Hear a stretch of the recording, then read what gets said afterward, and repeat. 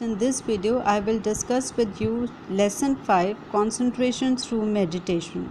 Concentration means being focused, and meditation means through concentration reaching the state of peace.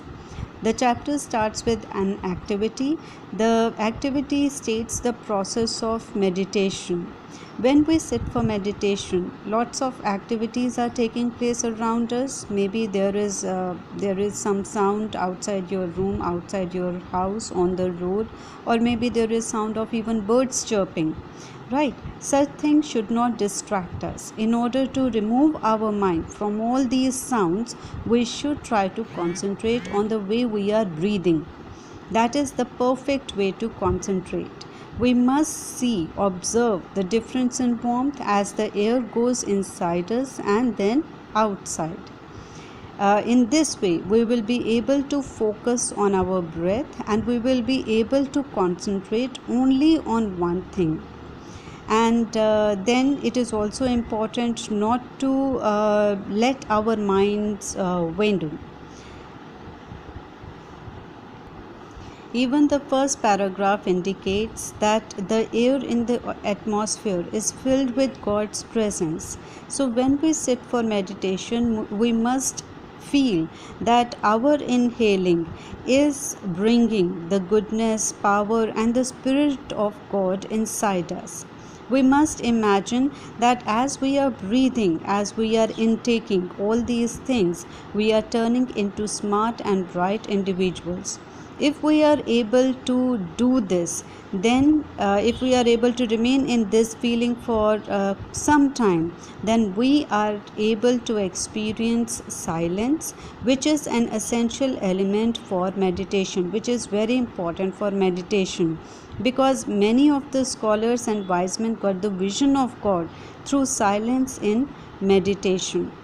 Okay, when we sit in this position, removed from everything which is happening or taking place around us, when we are only focused on one particular thing, that is very important to achieve silence. And then the scholars or wise men who practice this state, who are able to reach this state for quite a long time, they say that they are able to experience the vision of God. They are able to feel God's presence around them. The next chapter says that silence has great power. It will teach you to pray, look deep into yourself, and give you a spiritual fulfillment. It will also help you to solve your problems. That is so very true. See, our mind is filled with clutter, and lots of things that we think, that we feel, they are unimportant. We give attention, we consume our energies in thinking about things which are not important at all.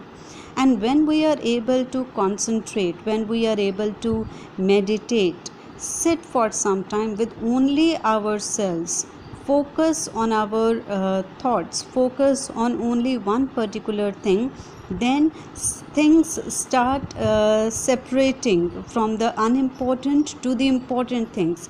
You will feel, you will find, you will observe that you are no longer thinking about unimportant things. You are able to imagine, you are able to experience only the things which are important for you. Right? Okay. Now we come to the next page. This page relates a story, the story of a famous guru. Because he was famous and holy, so he had many disciples. In that particular village, there was a boy who was intellectually weak, who was not so very brilliant or intelligent.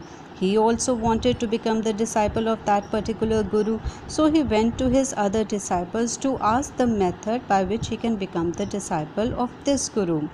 Now the children, these disciples, they knew that the boy is not very smart. So in order to have fun at his expense, they told him that you have to get up early in the morning, wait for the guru as he comes after bath to worship sun. As he comes close, you have to bring a gift, and then as he comes close, you have to place the gift before him, fall at his feet and cry loud saying, "Guru, bless me." After that, the Guru will give you a mantra, and then immediately you should run away, find a quiet place, and recite the mantra. That is how you can become the disciple of this Guru. Now the child, he could not realize that they were having fun, they were playing with him. Okay, so he did whatever they told him. He was not a very rich boy, he was a poor boy. He could not bring anything but a cucumber. So when he saw the Guru, next day when he saw the Guru, he placed the cucumber at his feet and pleaded the Guru to teach him mantras. Guru felt pity on him, and Guru said, God will teach you. Now the boy was very simple-minded fellow. He believed in this message of Guru. He thanked the Guru and he left the place. Years passed by. Many disciples learned Vedas and mantras from the Guru, and the Guru also became old. Then one day the news spread that in the area there is a holy man living in a cave somewhere in the forest, and the ones who approach him, they receive great consolation, and he could read the minds of everyone. So, and at the same time he also claims that he is the disciple of this Guru. Now the Guru could not think who this disciple is, who he could not make out. So he decided to meet this holy man along with his disciples. When this holy man heard that the Guru is coming, he quickly got up and he bowed before the Guru, and the Guru observed him closely. But the Guru said that I am not able to recall any meeting with you earlier, or that you came to me and obtained wisdom from me. The holy man said that I am the same boy who came to you with a cucumber, and I placed it at your feet, I fell at your feet, and you gave me the mantra that God will teach me. I took this mantra to my heart. I went on meditating it for last 25 years. Okay, in my meditation I pleaded to God to teach me to meditate, and I felt that God taught me daily. God still teaches me. Whenever I sit for meditation, I am in the company of God. I feel that I am with God and God is with me, and both of us, God and me, we sit together in deep silence. At this, the Guru bows down in front of him and says that God is your real Guru. We all desire to reach that state of union with God where you have already reached. So actually, through his meditation, through his concentration, he reached inner peace, peace of mind, and in his peace of mind, after reaching that state, he was able to meet God, he was able to discuss with God. Now, what does this story teach us? The story teaches us many things, many realities about meditation. That meditation is an activity which leads to more and more awareness or mental consciousness of reality, that is, awareness of self, others, and God. In other words, if we have to define meditation in one word, then we can refer to it as single-minded concentration. Okay, now what does this line mean? Leading to more and more awareness or mental consciousness of reality, that is awareness of self. See, in our day-to-day activity, we are surrounded by many people, family members, friends, relatives, and there are so many distractions also. With all these things around us, we keep on thinking about things which are not important. We lose focus of who actually we are. Why are we here? What is our purpose in life? What are we meant to be? Okay, we are not even, you must have met many people who think that there is no good quality in them.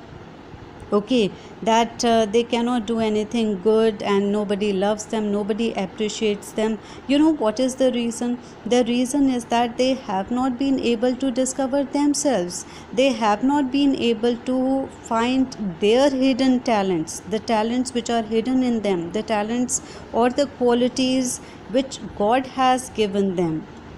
Okay, but through meditation, when our mind is free of all this clutter, we are able to realize who we truly are, what are our strengths, and then we work upon those strengths, and then we are able to see good things in other people also.